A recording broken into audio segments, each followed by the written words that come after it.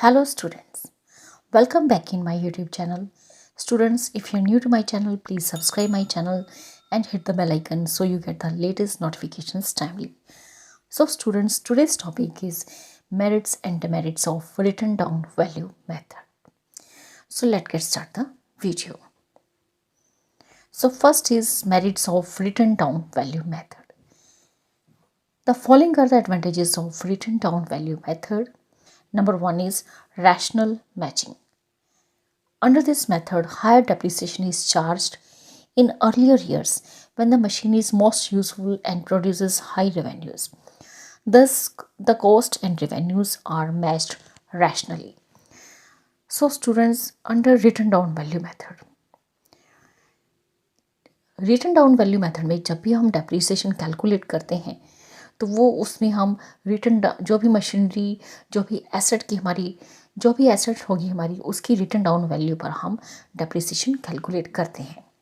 तो no doubt हमारी जो मशीन की वैल्यू है इन द इनिशियल ईयर्स हमारी जो मशीन की कॉस्ट होगी काफ़ी ज़्यादा हाई होती है, क्योंकि जो उसकी ओरिजिनल कॉस्ट है उसमें से हम डेप्रिसिएशन चार्ज करते हैं।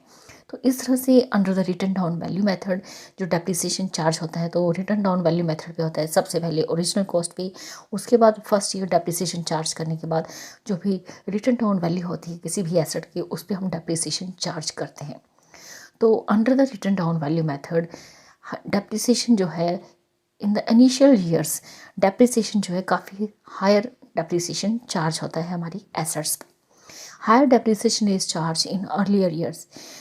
और जब हमारी मशीन काफ़ी ज़्यादा यूज़फुल नई होती है, जब आपकी मशीन नई होती है काफ़ी, तो उस समय जो मशीन की एफिशिएंसी है वो काफ़ी ज़्यादा अच्छी होती है, हमारी मशीन काफ़ी ज़्यादा यूज़फुल होती है। और नई मशीन से नो डाउट जब हमारी मशीन नई नहीं होती है तो शुरुआत के कुछ सालों तक तो वो काफ़ी अच्छा रेवेन्यू हमें अर्न कर देती है हमारी एसेट। इस तरह से हमारी जो कॉस्ट है और हमारी जो एसेट की कॉस्ट है और जो हमारे रेवेन्यूज़ उस एसेट से जनरेट हो रहे हैं वो आपस में रैशनली मैच करते हैं। Next is obsolescence.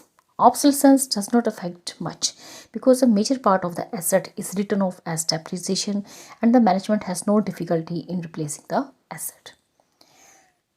तो ऑब्सोलेसेंस में क्या है कि इससे हमारे कोई ज़्यादा फ़र्क नहीं पड़ता, क्योंकि जो हमारी एसेट है, हमारा जितना भी एसेट है उसका ज़्यादा से ज़्यादा पोर्शन जो है हमने डेप्रिसिएशन चार्ज कर लिया है।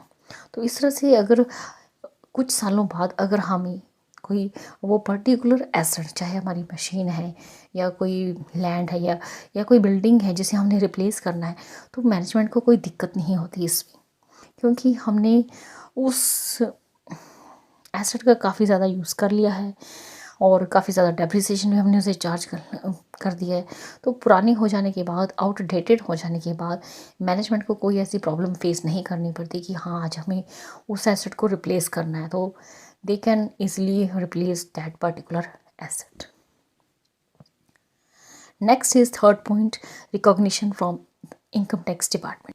This method assumes more significance because income tax authorities recognize this method for accounting purposes. तो रिटन डाउन वैल्यू मेथड जो है इनकम टैक्स डिपार्टमेंट की तरफ से इसे काफ़ी ज़्यादा इंपॉर्टेंस दी जाती है, क्योंकि अकाउंटिंग पर्पसेस के लिए रिटन डाउन वैल्यू मेथड जो है सबसे सुइटेबल मेथड है।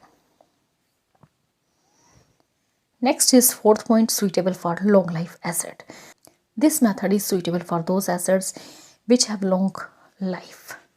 तो ये जो हमारा रिटन डाउन वैल्यू मेथड है ये ऐसी एसेट्स के लिए काफ़ी ज़्यादा यूज़फुल है जिनकी लॉन्ग लाइफ होती है, लंबी ड्यूरेशन होती है. Next is demerits of written down value method. The following are the disadvantages of written down value method. Number one is interest on capital. The interest on capital invested in fixed assets is ignored under this method also. With the results, the profits are overstated. तो written down value method के under जो भी हम asset purchase करते हैं, जिस भी asset को हम परचेज करते हैं मीन्स हम अपनी कंपनी की कैपिटल उस पर्टिकुलर एसेट में इन्वेस्ट कर रहे हैं। तो interest on capital invested in fixed assets is ignored. तो जो भी एसेट अब हम परचेज कर रहे हैं, नो डाउट उस पर हमारी कैपिटल लगी है।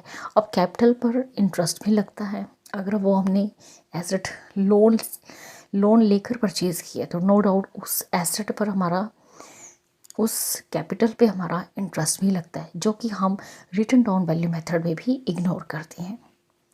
तो इस तरह से जो हमारे प्रॉफिट्स हैं वो हमें लगता है कि काफ़ी ज़्यादा हो रहे हैं हमें, क्योंकि हम वहाँ पे अपने एक्सपेंडिचर शो नहीं कर रहे। जैसे कि हमने एसेट परचेज़ की, उसके लिए हमने लोन लिया, अब लोन लिया तो उस पर हम इंटरेस्ट भी पे कर रहे हैं, लेकिन under the written down value method हम उस इंटरेस्ट ऑन कैपिटल को इग्नोर करते हैं, जिससे कि हमारे जो प्रॉफिट्स हैं वो काफ़ी ज़्यादा शो हो जाते हैं।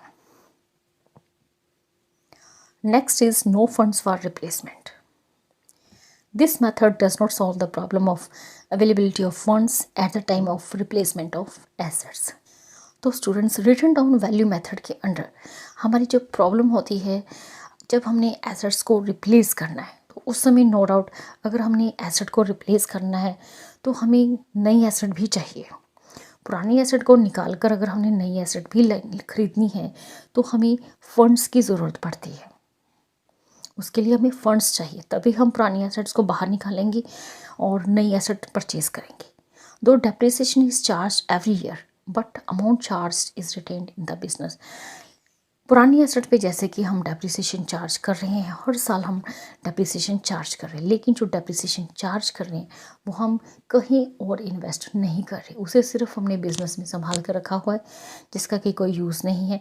तो इस तरह से जब हमें एसेट रिप्लेस करने की बारी आती है तो एक समस्या ये शामिल हो जाती है कि, तो दूसरी प्रॉब्लम हमारे लिए ये क्रिएट हो जाती है कि अगर हमने नई एसेट अपने बिज़नेस में लेकर आनी है तो उसके लिए फ़ंड्स कहाँ से आएंगे। तो ये सबसे बड़ी प्रॉब्लम रहती है, क्योंकि जो भी डेप्रिसिएशन हम चार्ज करते हैं उसे सिर्फ हमने बिज़नेस में ही रखा है, कहीं और इन्वेस्ट कर नहीं रहे। Next is third point, asset is not reduce to zero. The value of asset under this method is never reduce to zero. तो इस मेथड के under the written down value method किसी भी एसेट का जो बैलेंस है वो कभी ज़ीरो नहीं होता, कभी भी ज़ीरो नहीं होता। Though the asset become useless after its working life is over, but the book value is not extinguished. चाहे हमारी एसेट्स यूज़लेस हो जाए, अपनी वर्किंग लाइफ के बाद भी ये यूज़लेस हो जाए, लेकिन बुक वैल्यू को हम कभी ज़ीरो करते नहीं हैं यहाँ पे रिटन डाउन वैल्यू मेथड के under. Next is fourth point, rate of depreciation. As compared to straight line method, it is difficult to calculate the rate of depreciation under this method.